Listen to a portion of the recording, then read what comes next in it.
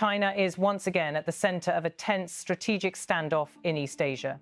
A recent intelligence-based report describes how Beijing has been massing an unusually large number of naval and Coast Guard vessels across the region, with well over 100 ships deployed from the South China Sea through the East China Sea and up into the Yellow Sea and the Western Pacific.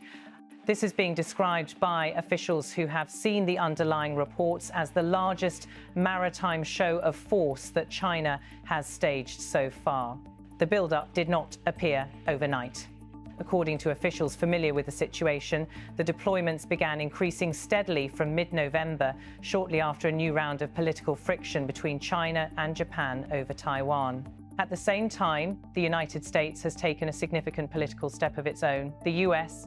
President has signed into law the Taiwan Assurance Implementation Act, a measure designed to upgrade, regularize, and in some ways ease the constraints on official interaction between Washington and Taipei. For many observers, the convergence of these two developments, a major Chinese maritime surge and new American legislation in support of Taiwan, is not coincidental. It is being read as a moment of strategic signaling on both sides. Security specialists who have followed Chinese naval developments for years stress that this level of activity is part of a longer pattern. A retired U.S.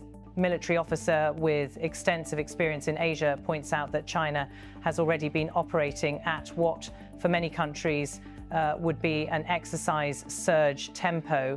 Over the last few years, it has become increasingly common to see 90 or even 100 Chinese warships and Coast Guard vessels operating at the same time within or near the so-called first island chain and sometimes venturing beyond it.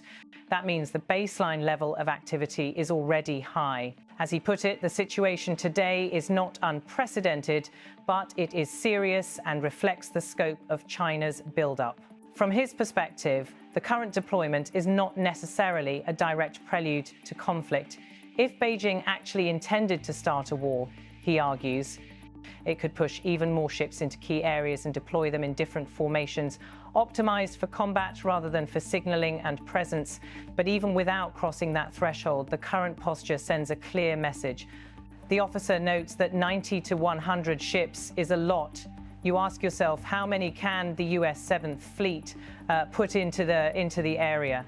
Well, they've only got about 60 total.